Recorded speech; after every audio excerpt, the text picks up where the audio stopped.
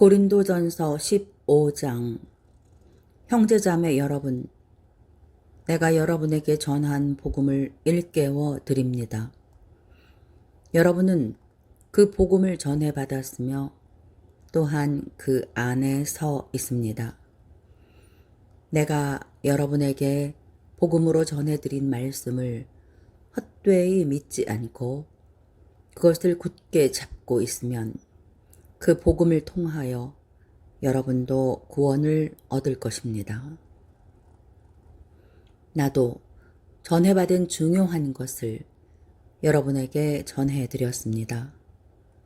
그것은 곧 그리스도께서 성경대로 우리 죄를 위하여 죽으셨다는 것과 무덤에 묻히셨다는 것과 성경대로 사흔날에 살아나셨다는 것과 게바에게 나타나시고 다음에 12제자에게 나타나셨다고 하는 것입니다. 그 후에 그리스도께서는 한 번에 500명이 넘는 형제 자매들에게 나타나셨는데 그 가운데 덜어는 세상을 떠났지만 대다수는 지금도 살아 있습니다.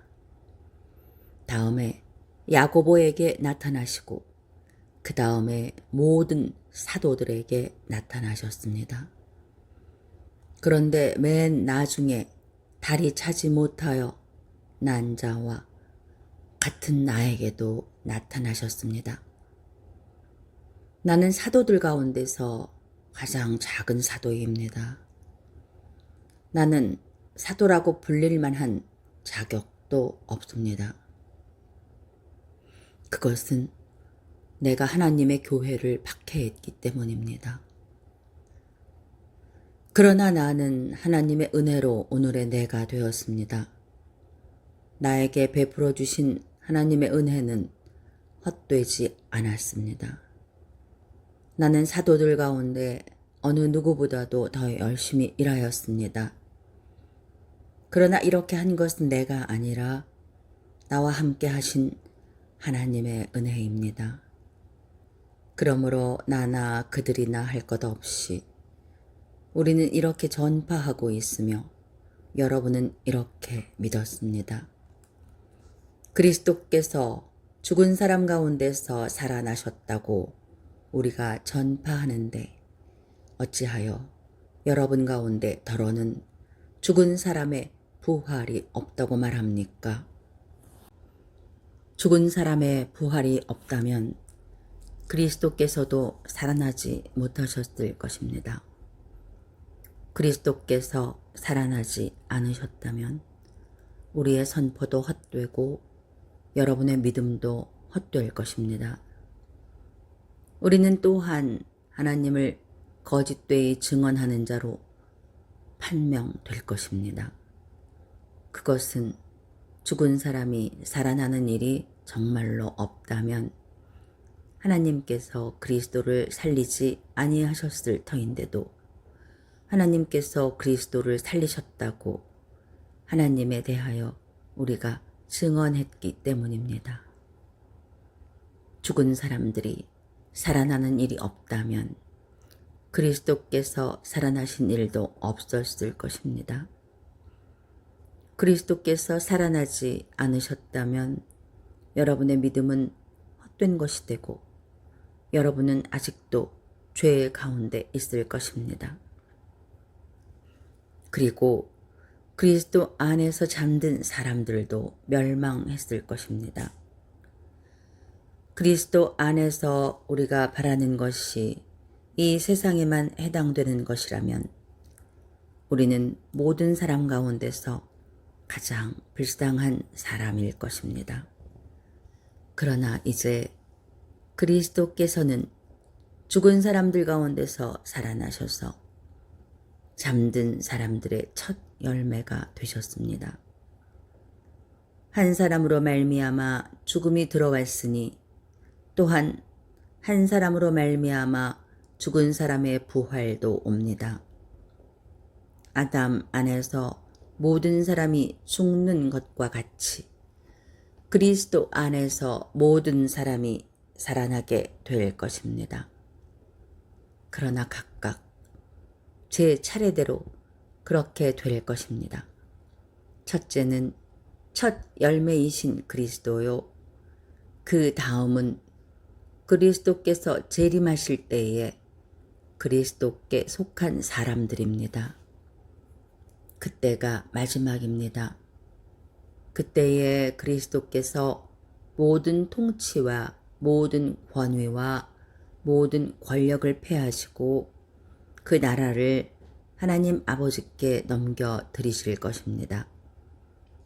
하나님께서 모든 원수를 그리스도의 발 아래에 두실 때까지 그리스도께서 다스리셔야 합니다.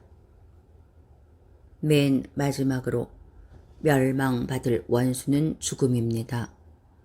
성경에 이르기를 하나님께서 모든 것을 그의 발 아래에 굴복시키셨다 하였습니다. 모든 것을 굴복시켰다고 말할 때에는 모든 것을 그에게 굴복시키신 분은 그 가운데 들어있지 않은 것이 명백합니다. 그러나 모든 것이 하나님께 굴복당할 그때에는 아들까지도 모든 것을 자기에게 굴복시키신 분에게 굴복하실 것입니다. 그래서 하나님은 만유의 주님이 되실 것입니다.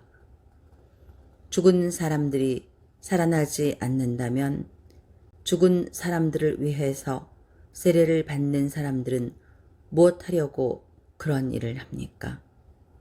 죽은 사람이 정말로 살아나지 않는다면 무엇 때문에 그들은 죽은 사람들을 위하여 세례를 받습니까? 그리고 또 우리는 무엇 때문에 시시각각으로 위험을 무릅쓰고 있습니까? 형제자매 여러분, 나는 감히 단언합니다. 나는 날마다 죽습니다. 이것은 우리 주 예수 그리스도께서 여러분에게 하신 그 일로 내가 여러분을 자랑스럽게 여기는 것만큼이나 확실한 것입니다. 내가 에베소에서 맹수와 싸웠다고 하더라도 인간적인 동기에서 한 것이라면 그것이 나에게 무슨 유익이 되겠습니까? 만일 죽은 사람이 살아나지 못한다면 내일이면 죽을 터이니 먹고 마시자 할 것입니다. 속지 마십시오. 나쁜 동무가 좋은 습성을 망칩니다. 똑바로 정신을 차리고 죄를 짓지 마십시오. 여러분을 부끄럽게 하려고 내가 이 말을 합니다만 여러분 가운데서 더러는 하나님을 아는 지식이 없습니다. 그러나 죽은 사람이 어떻게 살아나며 그들은 어떤 몸으로 옵니까? 하고 묻는 사람이 있을 것입니다. 어리석은 사람이여, 그대가 뿌리는 씨는 죽지 않고서는 살아나지 못합니다. 그리고 그대가 뿌리는 것은 장차 생겨날 몸 그 자체가 아닙니다. 밀이든지 그 밖에 어떤 곡식이든지 다만 씨앗을 뿌리는 것입니다. 그러나 하나님께서는 원하시는 대로 그 씨앗에 몸을 주시고 그 하나하나의 씨앗에 각기 고유한 몸을 주십니다. 모든 살이 똑같은 살은 아닙니다. 사람의 살도 있고 짐승의 살도 있고 새의 살도 있고 물고기의 살도 있습니다. 하늘에 속한 몸도 있고 땅에 속한 몸도 있습니다. 하늘에 속한 몸들의 영광과 땅에 속한 몸들의 영광이 저마다 다릅니다. 해의 영광이 다르고 달의 영광이 다르고 별들의 영광이 다릅니다. 별마다 영광이 다릅니다. 죽은 사람들의 부활도 이와 같습니다. 썩을 것으로 심는데 썩지 않을 것으로 살아납니다. 비천한 것으로 심는데 영광스러운 것으로 살아납니다. 약한 것으로 심는데 강한 것으로 살아납니다. 자연적인 몸으로 심는데 신령한 몸으로 살아납니다. 자연적인 몸이 있으면 신령한 몸도 있습니다.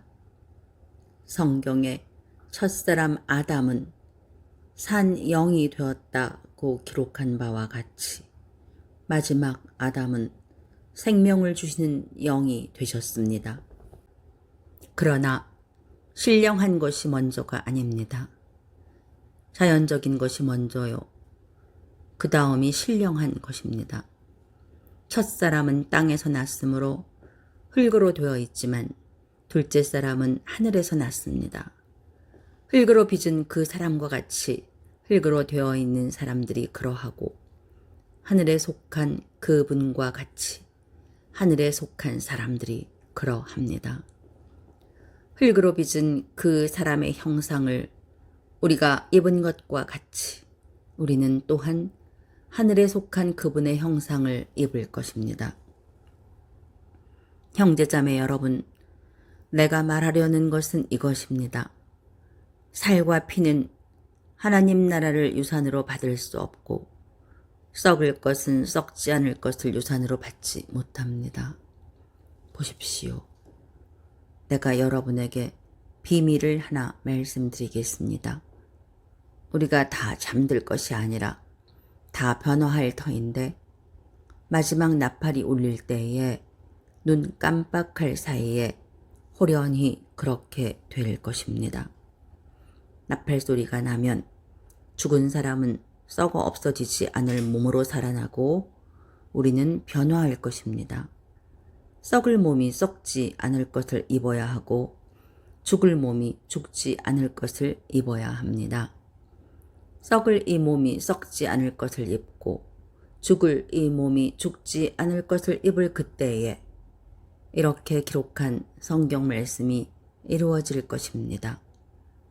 죽음을 삼키고서 승리를 얻었다. 죽음아, 너의 승리가 어디에 있느냐? 죽음아, 너의 독침이 어디에 있느냐? 죽음의 독침은 죄요. 죄의 권세는 율법입니다. 그러나 우리 주 예수 그리스도를 통하여 우리에게 승리를 주시는 하나님께 우리는 감사를 드립니다. 그러므로 나의 사랑하는 형제 자매 여러분, 굳게 서서 흔들리지 말고 주님의 일을 더욱 많이 하십시오. 여러분이 아는 대로 여러분의 수고가 주님 안에서 헛되지 않습니다.